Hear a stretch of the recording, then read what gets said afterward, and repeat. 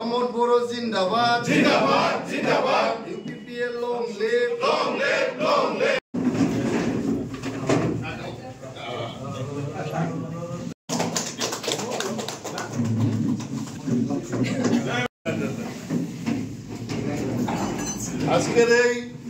जोंनि UPPL हान्जानि सान्थौ सानस्रि आरो प्रमद बर' सारनि हाबाफारिफोरखौ मोजां मोननानै सराइबिल BTC समस्तिनि गोबां रायजो राजाफोरजों लोगोसे BPF हान्जानि गोबां दैदेनगिरिफोर दिनै UPPL हान्जायावहाय जगदान जाफैदों। बिथांमोनखौ जोङो दिनै गसाइगाव डिस्ट्रिक्ट UPPL नि मावख'आवहाय बरायदों। बरायनानै बिथांमोनखौ दिनै जोङो UPPL हान्जानि साफा साफा मावथि एबा सोद्रोमा होननानै बिथांमोनखौ जों थिसननानै लादों। गाहायै सराइबिल समस्तिनि सिङाव थानाय रायमाना प्राइमारिनि BPF नि गाहाय नेहाथारि, BPF सरकारनि समनि बारग' VCDC चेयारमेन, BPF नि सराइबिल ब्लक कमिटिनि आगोलनि ट्रेजारार, बेबायदिनो गोबां दैदेनगिरिफोर जोंनि UPPL हान्जायाव दिनै बिथांमोना जइन जाफैदों। बेनो फोरमान जे फैगौ बिसायख'थियाव UPPL हान्जाया गोबां बिबाङाव देरहानानै प्रमद बर' सारा जे फिन खनसेबाव बड'लेण्डनि चिफ जानो थांगासिनो दं, बेनो मोनसे इंगित। आरो दिनै दले बले गासैबो रायजो राजाफोर आरो गुबुन गुबुन हान्जाफोरनि मावथिफ्रा सोद्रोमाफ्रा UPPL हान्जायाव जइन जाफैदों। नोंथांमोना नुदों साननैसो सिगांबो BPF नि गोबां गिदिर गिदिर दैदेनगिरिफ्रा जोंनि UPPL हान्जायावहाय जइन जाफैबाय। लोगोसेयै BPF ल' नङा, गोबां हान्जा जेरै कंग्रेस दङ, GSP दं, बेफोर हान्जाफोरनि सोद्रोमाफ्रा मावथिफ्रा बयबो सानफ्रोमबो UPPL हान्जायाव जइन जाफैगासिनो दं। बेनो फोरमान जे UPPL हान्जाया दिनै बिसिबां गोख्रों, बिसिबां स्ट्रं जाबोदों आरो प्रमद बर' सारनि जे थांनाय बोसोरब्रै खावसे सरकार सालायनाया बिसिबां मोजां जादों।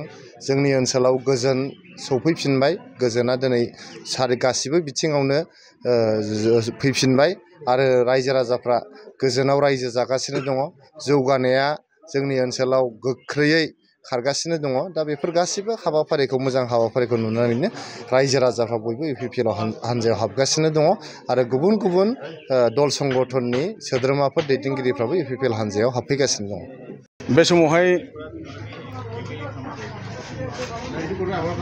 मिडियानि सफैनो हानाय नोंथांमोनखौ आङो आंनि गोसो गोरबोजों बरायो आरो बे मिडियायावहाय भिउवार्स हिसाबै नायग्रा रायजो राजा साफ्रोमबो बिथांमोनखौबो आङो बे समावहाय मोनाबिलि समाव आंनि गोसो गोरबोनिफ्राय अननाय आरो मोजां मोननायखौ जासियो। दिनैनि आंनि प्रेस मिटआवहाय ओंखारफिननांगौ गोनां जानाया जाहैबाय, दाख्लै थांनाय चिफ सारजों जोङो सारेन्डार लायदों आरो सारेन्डार लाखांनायनि उनावहाय 15 थारिख ना, बे 15 थारिखआवहाय जोङो सारेन्डार लायदों। बिनि उनावहाय जोङो प्रेस मिट होदोंमोन आरो बे प्रेस मिट होनायावहाय ब्लकनिफ्राय जाय बिथाङा जेनेरेल सेक्रेटारि, बियो जोंनि सायाव काउन्टारखौ होदों। बे काउन्टारनि सायावनो आङो फंनैसो बुंनो थाखाय गसंनाय जाहैबाय। काउन्टारा बेनो, बिथांमोनहा जोंखौ UPPL दोलोआव सापर्ट होफैनायखौ बिथांमोनहा मेगन सानानै जोंखौ जेबो भटआव गैया आरो रावबो BPF नि मानसि नङामोन, बिसोरो गोबाव समनि एंगारनानै थांखानाय मानसिफोर, बेबायदि बुंदोंमोन। नाथाय बे बिथांमोननि थाखाय नंखाय। जोङो जे मा मावोमोन BPF आव, गावसिनि थाखाय बिसिबांदि खहा जादों जों फैनायावहाय, बिथांमोनहा गावसोरनो अनुभब खालामदों। बेनिखायनो बे प्रेस मिटखौ जोंखौ काउन्टार होनानै बुंदों बिसोरो। दा दिनैनि गेजेराव जोङो दाख्लै ओंखारदोंमोन फार्स्ट स्टेप, दिनै सेकेन्ड स्टेप जाबाय आरो बेबायदिनो फैबाय थागोन। साफ्रोमबो BPF नि कर्मकर्ताफ्रा UPPL आव जगदान जाजोबगोन आरो सराइबिल समस्तिया गासिबो लांगा जाजोबगोन। बिथांमोननि BPF नि जेसेबांनाखि कर्मकर्ताफोर दं, गासैबो लं थं जाजोबगोन आरो बिसोरो BPF नि जेननाया रोखा जिर' जाबाय। जों बेखौहाय दानो मिथिनो मोनबाय। दिनै जोङो रायमना प्राइमारिनिफ्राय माखासे बिदा फंबायफ्रा फैबाय आरो बेबायदिनो जोंनि नन्दिपुर प्राइमारिनिफ्रायबो गोबां फैनांगौ दङ आरो गोबां जों जगाजग लादों। बेखौ जोङो गासैबो मोनफा मोनफा स्टेप बाय स्टेप जोङो सारेन्डार लालांबाय थागोन आरो बिथांमोनहा नुगोन जोंनि सायाव मा मावदों आरो बिथांमोननि मावनायनि सायाव बेसेबां रायजो राजाफ्रा गाज्रि मोननानै दं, बेवहायनो जोङो मिथिनो मोनबाय। बेनिखायनो आङो बे मिडियानि जुगिदि खावलायहरबावो जेसेबांनाखि फैबावनांगौ आद्रा दङ बिथांमोनहा नोंथांमोनहा थागथियारि जादो जोङो नोंथांमोनजों जगाजग लागासिनो दङ बे मिडियानि जुगिदि आं बुंहरबाय जाहाथे नोंथांमोनहाबो जोंजों जगाजग लानानै बेबादिनो दाफे दाफे फैयो आं बेखौहाय खावलायहरनाय जाहैबाय नोंथांमोना इउपिपिएल दोलोआव जगदान जानायावहाय सिङाव माबाफोर रहस्य खोथा दं नामा?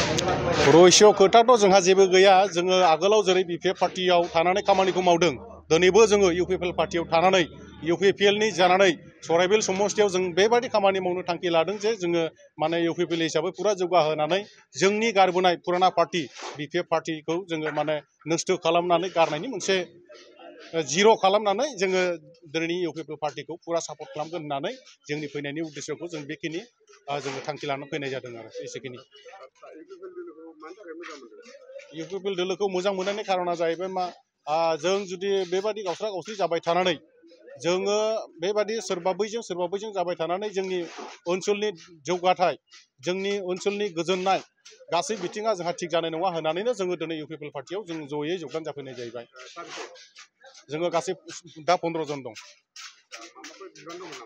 बिबानाथ' आङो व्यक्तिगत रायमना प्राइमारिनि सिङाव थानाय बे सराइबिल समस्थिनि सिङाव रायमना प्राइमारिनि जेनेरेल सेक्रेटारिमोन आरो बिथाङा नै जोंनि रायमना प्राइमारिनि मा होनो बिसिडिसि चेयारमेनमोन आगोलाव आरो बेबायदिनो जोंहा दङ नै सोलिफु गामिनिनो गावबुरा आरो लोगोसे बेबायदिनो गामिनि बिसिडिसिनि एक्स मेम्बार हिसाबै जोंहा गोबां मानसिफोर दङ जों बेबायदि बिबानाव थानाय माखासे मानसिफोरा जों दिनै फैग्रोनाय जाबाय बाखि फैबावगोन गोबां सुबुं दं आरो जों बिथांमोनखौ गारबोआ जों लानानै फैगोन आरो बे एसेखिनि फरायसाफोरनि थाखाय मोनसे फोसावथाय सोलोंथाइ बोसोर 2025-26 नि फरायसाफोरनि थाखाय गोदानै मुं थिसननायखौ लानानै फैदों रुनिकाटानि इउएन एकाडेमिया